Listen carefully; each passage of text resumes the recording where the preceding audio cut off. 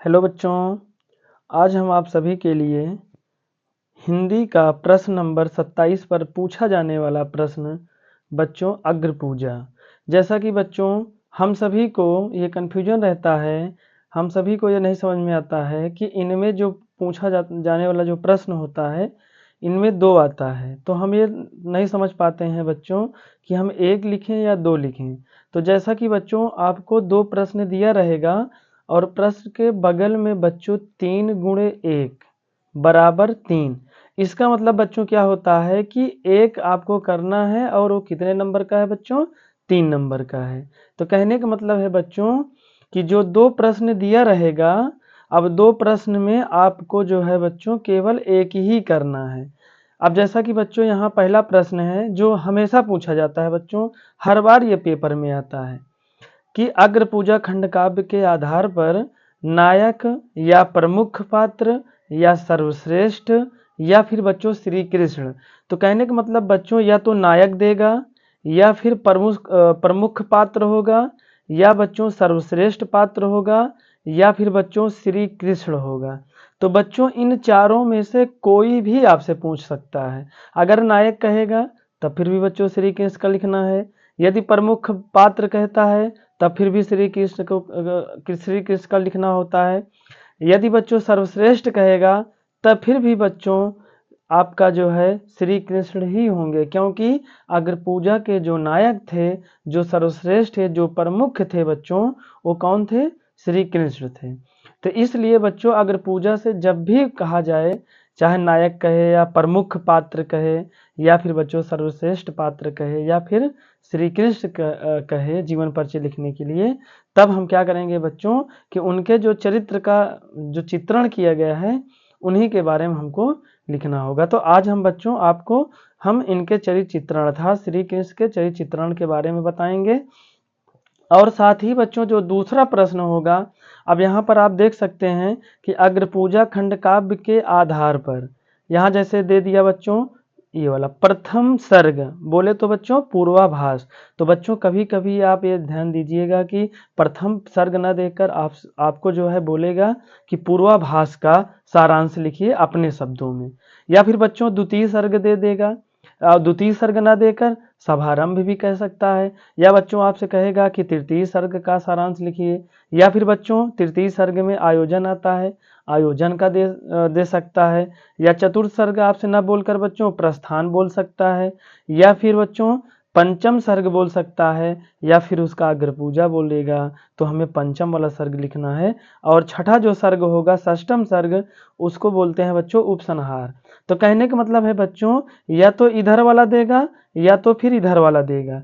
तो हमें आपको ये याद होना चाहिए कि प्रथम सर्ग को पूर्वाभास कहते हैं, द्वितीय सर्ग को सभारंभ कहते हैं, तृतीय सर्ग को आयोजन कहते हैं, चतुर्थ सर्ग को प्रस्थान कहते हैं, पंचम सर्ग को अग्र पूजा कहते हैं और षष्ठम सर्ग को बच्चों उपसंहार कहते हैं। यानी बच्चों कहने का मतलब ये है कि आप चाहे ये जो 6 सर्ग हैं, चाहे 6 सर्ग में जो यहाँ पर देगा बच्चों, चाहे उसका सारांश आप लिखिए या फिर बच्चों जो नायक का चरित्र चित्रण होगा या फिर आप उसको लिखिए। यानी कहने का मतलब है कि ये दो प्रश्न आपको दिया जाएगा और दोनों में से बच्चों आपको केवल एक ही करना है। अब बच्चों आपको इन छठों सर्ग याद होना चाहिए, क्योंकि जो बोर्ड वाला पेपर होगा, जो एग्जामिनर होता है, वो आपसे कुछ भी पूछ सकता है, चाहे प्रथम सर्ग का पूछे, चाहे द्वितीय का पूछे, चाहे तृतीय का पूछे, चाहे चतुर्थ का पूछे, चाहे बच्चों पंचम सर्ग का पूछे या फिर षष्ठम सर्ग का पूछे। यदि बच्चों आपको ये 6 सर्ग अगर याद रहेगा तो आप आसानी से लिख सकते हैं। और बच्चों श्री कृष्ण का चरित्र चित्रण अब हम आगे इनको देखेंगे और उसके बाद जो 6 सर्ग है उसको हम लोग बारी बारी से देखेंगे। चलिए बच्चों आगे स्टार्ट करते हैं हम। जैसा कि बच्चों यहाँ प्रश्न है कि अग्र पूजा खंड काव्य के आधार पर नायक, नायक बच्चों वही श्री कृष्ण होंगे, का चरित्र चित्रण अपने शब्दों में लिखिए। तो इस तरह से बच्चों आपको क्या करना है, जो प्रश्न रहेगा जैसा कि हमने बताया आपसे कि ये बच्चों प्रश्न संख्या जो है 27 पर होगा, तो आप प्रश्नोत्तर नंबर 27 डालेंगे और उसके बाद बच्चों यहाँ पर डालेंगे हेडिंग कि अग्र पूजा खंड काव्य के आधार पर नायक का चरित्र चित्रण। अब इनके बारे में बच्चों हम लोग आगे देखते हैं। जैसा कि आगे बच्चों हैं कि अग्र पूजा खंड काव्य के नायक श्री कृष्ण जी हैं। इनके चरित्र की विशेषताएं निम्न हैं या इस प्रकार हैं या निम्नलिखित हैं या नाना प्रकार से हैं बच्चों, आप कुछ भी लिख सकते हैं। अब जैसा कि यहाँ पर पहली जो हेडिंग है लीलाधारी दिव्य पुरुष। अब इनमें बच्चों देखिए, कवि ने मंगलाचरण में श्री कृष्ण के विष्णु रूप का स्मरण किया है। विश्वकर्मा जी से भयानक खांडव वन में अलौकिक निर्माण करवाने या शिशुपाल को अनेक रूप में दिखाई देने आदि, ये सभी श्री कृष्ण की लीलाधारी दिव्य पुरुष के रूप में प्रतीत होता है। तो बच्चों ये पहला हेडिंग हो गया। अब हम दूसरा हेडिंग देखेंगे, पांडवों के परम हितैषी। जैसा कि बच्चों श्री कृष्ण पांडवों के परम हितैषी हैं, क्योंकि पांडवों के सभी कार्यों में अपना पूरा सहयोग देते हैं। कौन देता है बच्चों? श्री कृष्ण, जिनके बारे में हम लिख रहे हैं। जैसे पांडवों को लाक्षागिरी से भस्म होने से, या फिर बच्चों द्रौपदी स्वयंवर में पांडवों को पहचानना, या फिर द्रौपदी का जब बच्चों चीरहरण होता है वहां उनको द्रौपदी को क्या करते हैं श्री कृष्ण जी? बचाते हैं आदि मिलते हैं। तथा श्री कृष्ण पांडवों के लिए इंद्रपुरी जैसे नगर का निर्माण करवाते हैं और उनके राजसूय यज्ञ की सफलता के लिए जरासंध को मारने की योजना बनाते हैं। तो ये बच्चों आप इससे आपको अंदाजा लग गया होगा कि श्री कृष्ण पांडवों के कितना जो है चाहते थे, कितना उनको जो है मानते थे। अब आगे देखिए, जो तीसरी हेडिंग है हमारा यहाँ पर धैर्यवान एवं शक्ति संपन्न, यानी श्री कृष्ण जो थे धैर्यवान के साथ साथ शक्ति संपन्न भी थे। आगे देखते हैं इनमें, श्री कृष्ण जी परम वीर थे। सही बात है बच्चों, यही कारण है कि ये केवल अर्जुन और भीष्म को साथ लेकर जरासंध को का वध करने पहुंच जाते हैं। यानी बच्चों जरासंध को मारने के लिए केवल ये क्या करते हैं? अर्जुन और भीष्म को ही लेकर जाते हैं। आगे बच्चों शिशुपाल की अशिष्टता और नीचता को ये काफी देर सहन करते हैं। कहने का मतलब है बच्चों, जब अग्र पूजा चल रहा होता है तब वहां पर जो है शिशुपाल जो है श्री कृष्ण के बारे में उनकी बुराई करते हैं, उनकी कमियों को बताते हैं। तो वही चीज बच्चों यहाँ बताया गया है कि जो अपना अशिष्टता के साथ जो शिशुपाल व्यवहार कर रहा था उसको जो है ये काफी देर तक क्या किए बच्चों? सहते रहे। फिर आगे अंततः ये जो है अर्थात श्री कृष्ण उनकी अशिष्टता की वजह से, उनकी मतलब उसकी किसकी? शिशुपाल की अशिष्टता जो कर रहा था उसकी वजह से उसका ये वध कर देते हैं। कहने का मतलब है बच्चों कि काफी देर सहन करने के बाद जब जो है उसकी अशिष्टता बढ़ती गई तब श्री कृष्ण ने अपना चक्र जो है निकालकर उसका सर अलग कर देते हैं। अब आगे बच्चों 3 हेडिंग हो गया है। अब हम लोग चौथी हेडिंग यहाँ देखेंगे, अनुपम सौंदर्य से युक्त। जो चौथी हेडिंग होगी बच्चों वो क्या होगी? अनुपम सौंदर्य से युक्त। जैसा कि श्री कृष्ण अलौकिक महापुरुष और अनुपम सौंदर्यशाली थे। इंद्रप्रस्थ जाते समय सभी नगरवासी उनके सौंदर्य को देखने के लिए दौड़ पड़े थे। मतलब उनको देखने के लिए, यानी श्री कृष्ण को देखने के लिए वहां पर की जो भी नगर के वासी थे इंद्रप्रस्थ के, वो सब देखने के लिए आते हैं। तथा इंद्रप्रस्थ की जो नारियां होती हैं इनकी मधुर पर मुग्ध होकर न्यौछावर हो जाती हैं। मतलब कहती हैं कि मतलब उनका गुणगान करती हैं। फिर आगे बच्चों 5वां जो होगा धैर्य एवं मर्यादा पालक। तो लास्ट हेडिंग होगी बच्चों हमारा ये, श्री कृष्ण राजसूय यज्ञ में ब्राह्मणों के चरण धोए एवं यज्ञ में मर्यादा की रक्षा के कारण ही शिशुपाल ने निंदा भरे शब्दों को शांत भाव से सुनते हुए क्षमा करते हैं। तो इस तरह से बच्चों आप जो है श्री कृष्ण के बारे में 5 हेडिंग आप याद कर लीजिए और यही ले जाकर आप जो है बोर्ड कॉपी में लिख दीजिएगा। तो आपको बच्चों 3 नंबर पूरा का पूरा मिल जाएगा।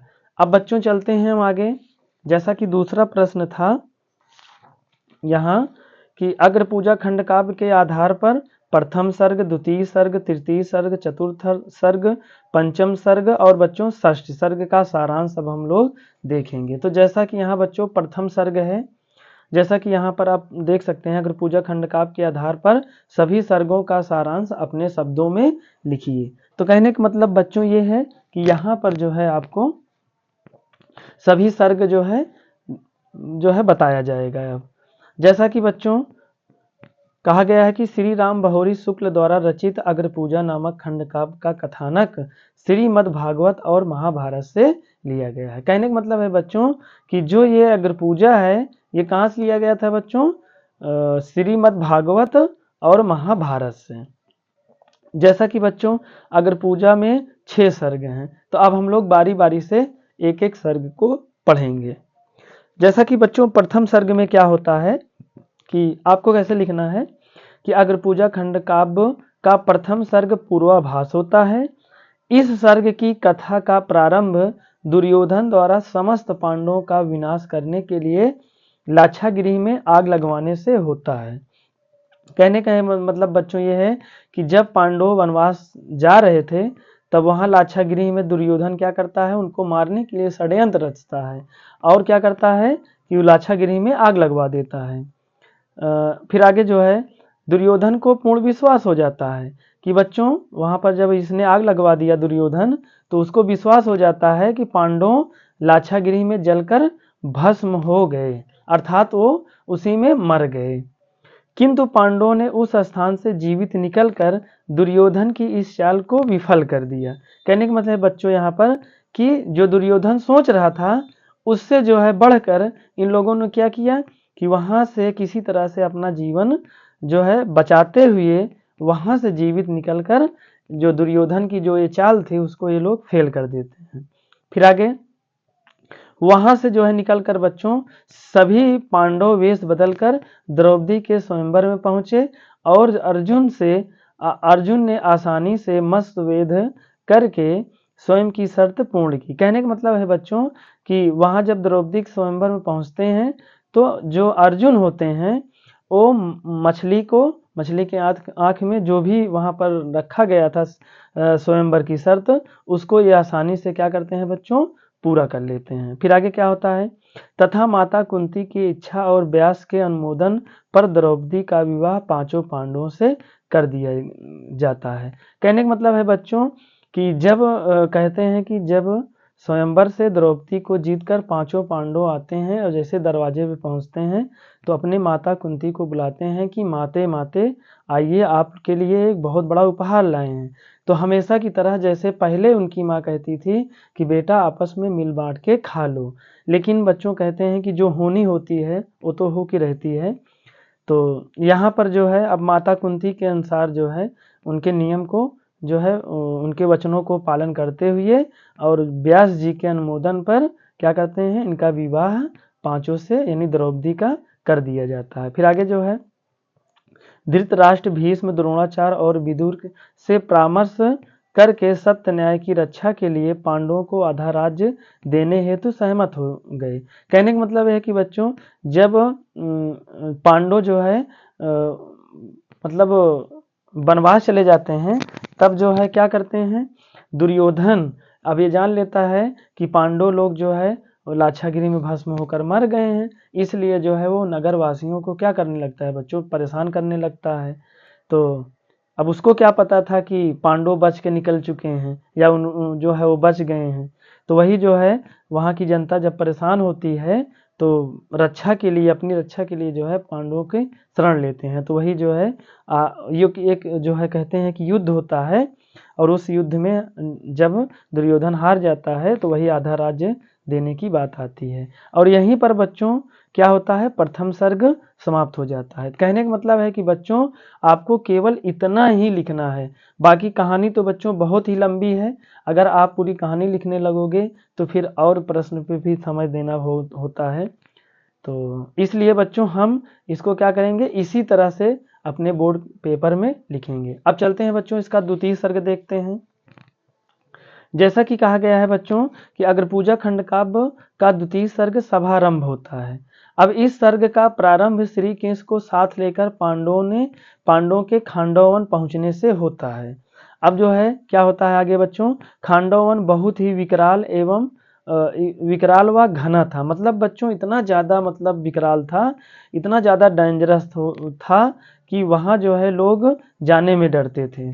फिर क्या होता है, श्री कृष्ण जी ने विश्वकर्मा भगवान से खांडव वन को पांडवों के लिए इंद्रपुरी जैसे भव्य नगर का निर्माण करवाते हैं। कहने का मतलब है कि श्री कृष्ण जो है विश्वकर्मा भगवान को आदेश देते हैं कि आप इस विकराल जंगल में एक जो है इंद्रपुरी क्या करिए, एक इंद्रपुरी भव्य नगर का आप निर्माण करिए। तो वहां पर जो है क्या करते हैं, विष्णु भगवान जो है आकर विश्वकर्मा भगवान वहां पर आकर जो है एक नगर को बनाते हैं, एक नगर का निर्माण करते हैं अपने शक्ति से। फिर क्या होता है, और उसका नाम जो है क्या रखते हैं बच्चों, इंद्रप्रस्थ रखा जाता है। फिर आगे कह रहे हैं कि हस्तिनापुर से आए नगरवासी और व्यापारी यहाँ बस जाते हैं। कहने का मतलब है कि बच्चों जो हस्तिनापुर से इनके साथ में गए हुए होते हैं वो वहां पर इंद्रप्रस्थ जो नगरी बनाई गई थी इंद्रपुरी, उसका नाम इंद्रप्रस्थ रखा गया। वहां पर ये लोग रुक जाते हैं और रहने लगते हैं। फिर आगे क्या होता है, युधिष्ठिर को भली भांति प्रतिष्ठित करने के बाद श्री कृष्ण और व्यास जी इंद्रप्रस्थ से वापस चले जाते हैं। कहने का मतलब है कि बच्चों जब वहां पर कहने का मतलब है कि सारा हो जाता है, मतलब नगर का निर्माण करा देते हैं, जो हस्तिनापुर से लोग आए रहते हैं वहां रहने लगते हैं, तो उसके बाद ही ये लोग जो है श्री कृष्ण और व्यास जी वहां से चले जाते हैं। तो यहीं पर जो है बच्चों द्वितीय सर्ग समाप्त हो जाता है। तो कहने का मतलब है बच्चों पेपर में आपको इतना ही दर्शाना है, ठीक है बच्चों, इससे ज्यादा आपको नहीं लिखना है, क्योंकि आपको 3 ही नंबर मिलने वाला है, तो इसलिए इतना ही आप लिखेंगे अगर पेपर में आता है तब। अब हम इसका तीसरा सर्ग देखेंगे बच्चों। अब तीसरे सर्ग में क्या होता है आइए समझते हैं। कहते हैं अग्र पूजा खंड काव्य का तृतीय सर्ग आयोजन होता है। इस सर्ग का प्रारंभ कथा के अनुसार पांडवों ने सोचा कि द्रौपदी कहीं उनके पारस्परिक संघर्ष का कारण न बने। कहने का मतलब है कि बच्चों पांडवों ने सोचा कि कहीं द्रौपदी की वजह से हम पांचों भाइयों में कोई मतभेद ना हो, इसके लिए जो है क्या करते हैं, नारद जी की सलाह से क्या होता है बच्चों, उन्होंने द्रौपदी को एक एक साल तक अलग अलग अपने पति के साथ रखने का निश्चय किया। कहने का मतलब है कि बच्चों नारद भगवान क्या करते हैं, ये शर्त रखते हैं इन लोगों के बीच में कि द्रौपदी जो है एक एक साल जो है पांचों भाइयों के साथ अलग अलग रहेगी। फिर आगे क्या होता है बच्चों, साथ ही यह भी तय कर लिया गया कि जब द्रौपदी किसी अन्य पति के साथ हो तभी वहां कोई दूसरा भाई पहुंचकर उन्हें देख लेगा तो वह 12 वर्ष यानी 12 साल के लिए वन में चला जाएगा। यानी नारद भगवान जो है ये भी शर्त रखे थे कि यदि कोई जो है दूसरा भाई अगर द्रौपदी के साथ बैठे दूसरे भाई को देखता है तो शर्त के अनुसार उसे जो है 12 साल के लिए वनवास जाना होगा। फिर आगे क्या होते हैं, और कई स्थानों फिर यहाँ जो है क्या होता है, जो है चले जाते हैं। तभी जो है क्या होता है बच्चों कि अर्जुन जो है एक बार जो है ब्राह्मणों की गायों को कुछ चोर चुरा ले गए जा रहे थे, तो उनकी रक्षा के लिए जो है ब्राह्मण अर्जुन से आते हैं कि मतलब हमारी रक्षा करिए। तो अर्जुन जो है शास्त्रागार में जाते हैं और वहां पर जो है बच्चों द्रौपदी को अपने भाई के साथ बैठा देख लेते हैं। तो शर्त के अनुसार क्या करते हैं बच्चों, जंगल यानी 12 साल के लिए वनवास चले जाते हैं। फिर आगे क्या होता है बच्चों, और कई स्थानों पर भ्रमण करते हुए अर्जुन अब कहाँ पहुंच जाते हैं बच्चों, द्वारिकापुरी पहुंच जाते हैं। यानी 12 वर्ष का वनवास करने के बाद जो है वो घूमते हुए कहाँ पहुंच जाते हैं बच्चों, द्वारिका चले जाते हैं जहां पर श्री कृष्ण रहते थे। फिर आगे क्या होता है, वह श्री कृष्ण की बहन सुभद्रा यानी बच्चों श्री कृष्ण की जो बहन सुभद्रा थी से विवाह करके इंद्रप्रस्थ लौटे। यानी विवाह करके कुछ दिन बाद जो है इंद्रप्रस्थ आते हैं। फिर आगे क्या होता है, युधिष्ठिर का राज सुख और शांति से चल रहा था। यानी युधिष्ठिर का जो राज सुख था वो बहुत ही अच्छी तरीके से चल रहा था। फिर कह रहे हैं एक दिन देवर्षि नारद यहाँ आए, उन्होंने पांडवों को संदेश देते हुए कहा कि आप लोग राजसूय यज्ञ करें तो आप लोगों का निवास मिल जाएगा। कहने का मतलब है कि ये लोग जो है मतलब पांडवों को महर्षि जो देवर्षि होते हैं, जो नारद भगवान होते हैं, वो जो है सलाह देते हैं कि आप लोग राजसूय यज्ञ करेंगे तो जो आपका ये जो इंद्रप्रस्थ है ये क्या बन जाएगा बच्चों, स्वर्ग बन जाएगा।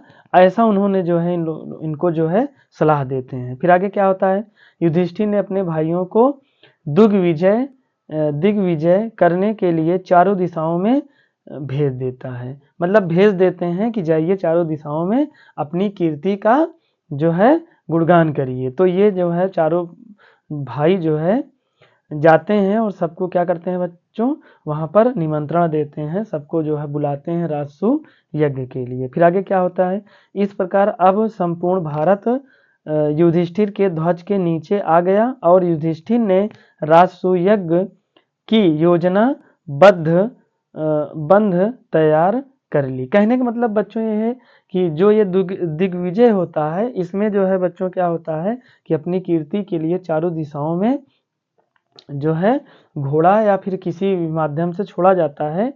यदि उनके घोड़े को जो है कोई रोक लेता है तो उसको जो है युद्ध करना होता है।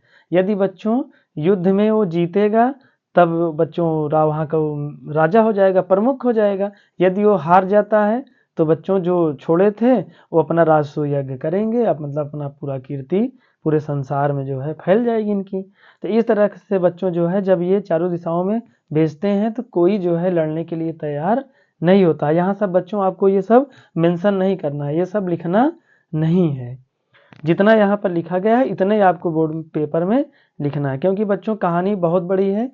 यदि आप कहानी लिखने लगेंगे तो कम से कम 3-4 पेज में एक ही कहानी जाएगी। इसलिए बच्चों आपको केवल मिलना 3 ही नंबर है, इसलिए शॉर्टकट में लिखेंगे। फिर आगे क्या होता है बच्चों, यहीं पर ये सर्ग क्या होता है बच्चों, समाप्त हो जाता है। तो इस प्रकार ये तृतीय सर्ग भी समाप्त हो जाता है। अब बच्चों हम लोग चतुर्थ सर्ग को देखेंगे कि चतुर्थ सर्ग में क्या था।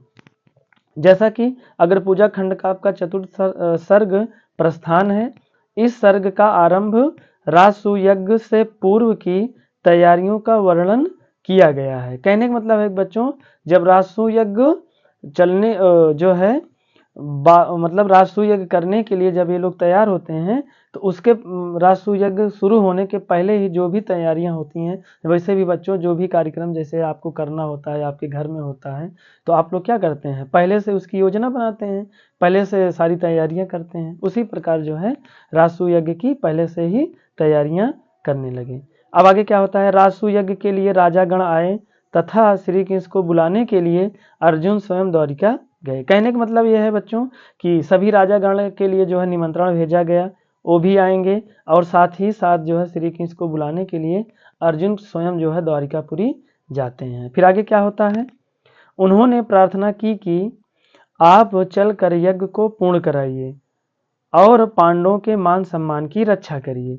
क्यों, क्योंकि बच्चे वो सबसे जो वीर थे और साहसी थे। जैसा कि अभी आप कुछ देर पहले उनके बारे में चरित्र चित्रण के बारे में माध्यम से आप देखे थे।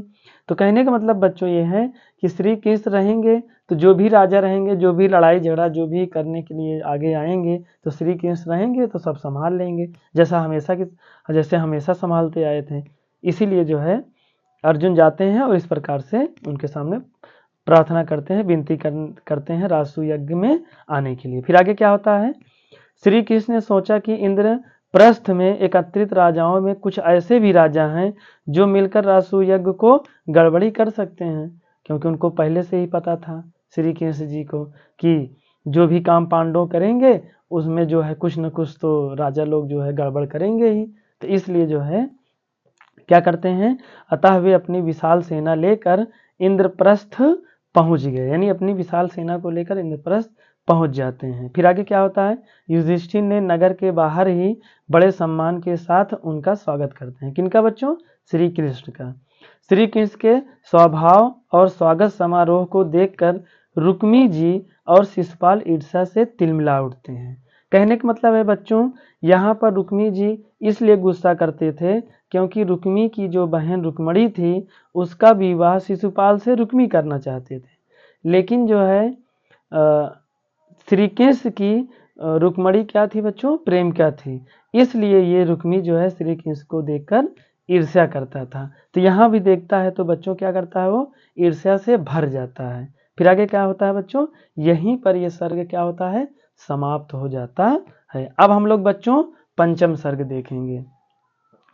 जैसा कि पंचम सर्ग में बच्चों पंचम सर्ग को क्या कहा गया है, अग्रपूजा कहा गया है। इसमें क्या होता है, इस सर्ग में राजसूय यज्ञ प्रारंभ होने से पूर्व सभी राजाओं ने अपना अपना स्थान ग्रहण कर लेते हैं। यानी बच्चों कहने का मतलब यह है कि जब राजसूय यज्ञ तैयार हो जाता है, राजसूय यज्ञ की सारी तैयारियां हो जाती हैं, सभी राजा लोग आ जाते हैं, तो वहां पर क्या होता है कि जिसका जिसका जहां जहां स्थान था सभी राजा जो है वहां पर जाकर बैठ जाते हैं। युधिष्ठिर ने यज्ञ की सुचारू व्यवस्था के लिए पहले से ही लोगों को कार्य बांट दिए थे। वैसे भी बच्चों जो भी कार्यक्रम घर में भी होता है या हमारे मित्र दोस्त या रिश्तेदारी जहाँ भी होता है, तो क्या होता है, सभी के काम बांट दिए जाते हैं कि आपको ये करना है, आपको ऐसा करना है, आपको ऐसा करना है। इसी प्रकार जो है यहाँ भी सारी जिम्मेदारियां जो है युधिष्ठिर पहले से ही बांट देते हैं। श्री कृष्ण ने सुरक्षा से ही श्री कृष्ण ने सुरक्षा से ही ब्राह्मणों के यहाँ ये गड़बड़ हो गया है बच्चों, ये नहीं रहेगा। श्री कृष्ण जो है अपनी स्वेच्छा से ब्राह्मणों के क्या करते हैं बच्चों, धोने के लिए जो है अपने ऊपर जिम्मेदारी ले लेते हैं। श्री कृष्ण ब्राह्मणों के चरण, यहाँ बच्चों होना चाहिए था धोने की जिम्मेदारी, धोने की जिम्मेदारी अपने स्वेच्छा से अपने ऊपर ले लिया, कि मतलब हम ब्राह्मणों के क्या करेंगे बच्चों, चरण को धोएंगे। फिर आगे, जब सभासदों से पूछा गया कि कृपया बताइए कि अग्रपूजा का अधिकारी कौन है, कहने का मतलब है कि बच्चों उसका मतलब अग्रपूजा का प्रमुख पात्र कौन होंगे या मुख्य कौन होंगे या उसके अधिकारी कौन होंगे, तो सहदेव ने तुरंत कहा कि यहाँ श्री कृष्ण ही परम पूज्य हैं और इन्हें ही यहाँ अग्रपूजा के अधिकारी बनाया जाए। कहने का मतलब यह है कि बच्चों ये सारी जो है कहानी पहले से ही पांचों पांडवों जो है रच चुके थे कि अग्रपूजा में सिर्फ श्री कृष्ण को ही अधिकारी यानी प्रमुख बनाया जाए, क्योंकि अगर किसी और को बनाएंगे तो वो गड़बड़ी कर सकता है। और श्री कृष्ण रहेंगे तो जैसा कि हमारा पहले से ही हम लोगों का जो है कार्य करते आए हैं, उसी प्रकार यहाँ भी हमारी सहायता करेंगे जो भी कुछ भी गड़बड़ी होगी। अब आगे क्या होता है, भीष्म ने सहदेव का समर्थन किया। भीष्म ने कहा हाँ हाँ ठीक है, श्री कृष्ण को ही बनाया जाए। सभी लोगों ने एक साथ समर्थन किया। यहाँ ने नहीं रहे, सभी लोगों ने रहेगा बच्चों, का नहीं रहेगा। सभी लोगों ने एक साथ समर्थन किया, यानी एक साथ जो है बच्चों कहते हैं कि हाँ हाँ श्री कृष्ण ही यहाँ के अधिकारी बनेंगे, अर्थात इस राजसूय यज्ञ के। केवल शिशुपाल ही श्री कृष्ण के चरित्र दोष आरोपण करते हुए इस बात का विरोध किया। यानी शिशुपाल जो है श्री कृष्ण की बुराई करने लगा और कहने लगा कि ये इस तरह से हैं, ऐसे हैं, वैसे हैं, और ये जो है यहाँ के अधिकारी नहीं बन सकते हैं, और श्री कृष्ण के प्रति अनेक अपशब्द कहने लगा। कहने का मतलब है बच्चों की श्री कृष्ण की शिशुपाल क्या करने लगा, बुराई करने लगा। फिर क्या होता है, श्री कृष्ण ने शिशुपाल को सावधान किया, किंतु शिशुपाल नहीं माना और श्री कृष्ण की कटु निंदा करता रहा। कहा जाता है कि बच्चों श्री कृष्ण जो शिशुपाल था वो श्री कृष्ण के बुए के यानी बुआ का लड़का था शिशुपाल, और उनकी बुआ श्री कृष्ण से कही थी कि बेटा अगर शिशुपाल आपसे कोई गलती करेगा तो उसको अपना छोटा भाई समझकर माफ़ कर देना। लेकिन जो है उन्होंने कहा कि ठीक है, मैं उसको अपना छोटा भाई मानता हूँ और उसकी गलतियों को माफ़ कर दूंगा। लेकिन बच्चों यहाँ क्या होता है कि उसकी इतना ज़्यादा गलती हो जाती है, इतना ज़्यादा अपशब्द श्री कृष्ण के बारे में बोल देता है, जिससे श्री कृष्ण सहन नहीं कर पाते हैं और अंततः जो है क्या करते हैं, अपने सुदर्शन चक्र से उसका जो शिशुपाल का जो सिर था वो शरीर से अलग कर देते हैं। कहने का मतलब है कि उनका वध कर देते हैं। किनका बच्चों? शिशुपाल का। किसने? श्री कृष्ण ने। और यहीं पर यह सर्ग क्या होता है बच्चों? समाप्त होता है। अब बच्चों लास्ट सर्ग देखेंगे, षष्टम सर्ग, बहुत छोटा से है। जैसा कि बच्चों अगर पूजा खंड का आपका षष्टम सर्ग उपसंहार है। इस सर्ग में उल्लिखित शिशुपाल और श्री कृष्ण के विवाद पर यज्ञ पर कोई प्रभाव नहीं पड़ता है। कहने का मतलब है बच्चों कि जब शिशुपाल का श्री कृष्ण वध कर देते हैं, उसके बाद भी जो भी विवाद हुआ रहता है, जो भी झगड़ा हुआ रहता है, उसको जो है बच्चों वो किसी भी प्रकार की कोई रुकावट अग्र पूजा में नहीं आती। अर्थात राजसूय यज्ञ यज्ञ पूजा नहीं, राजसूय यज्ञ में कोई रुकावट नहीं आती है। यज्ञ जो है लगातार चलता रहा। व्यास आदि 16 तत्व ज्ञानी ऋषियों ने यज्ञ संपन्न कराया या किया। मतलब जो 16 तत्व ज्ञानी ऋषि थे, उन्होंने क्या किया बच्चों? राजसूय यज्ञ को निरंतर करते करते समाप्त किया। फिर आगे युधिष्ठिर ने उन्हें दान देकर, यानी दान दक्षिणा जो भी था बच्चों, देकर उनका यथोचित सत्कार किया, मतलब अच्छे से उनका स्वागत किया। तत्वज्ञानी ऋषियों ने भी युधिष्ठिर को हार्दिक आशीर्वाद दिया, जिसे युधिष्ठिर ने प्रेम भाव से स्वीकार किया। यहीं पर बच्चों ये सर्ग समाप्त होता है। तो इस तरह से बच्चों ये 6 सर्ग और श्री कृष्ण के चरित्र चित्रण के बारे में वर्णन था। यदि बच्चों इस 6 सर्ग में अगर आप याद कर लेते हो तो एक सर्ग आपको पेपर में जरूर लिखने को आएगा और आप अच्छी तरीके से लिखकर 3 नंबर प्राप्त कर सकते हैं। तो बच्चों हमारा वीडियो आपको कैसा लगा? हम बच्चों आप सभी के लिए इतना मेहनत करते हैं, तो आप भी बच्चों ज़्यादा से ज़्यादा अपने मित्रों को, अपने सहपाठियों को जो है भेजिए और वो भी देखें और उनको भी जो है मालूम हो कि किस प्रकार से अग्र पूजा लिखा जाता है बोर्ड पेपर में। तो बच्चों हम नेक्स्ट वीडियो में आपसे मिलेंगे। तब तक के लिए बच्चों बहुत बहुत धन्यवाद।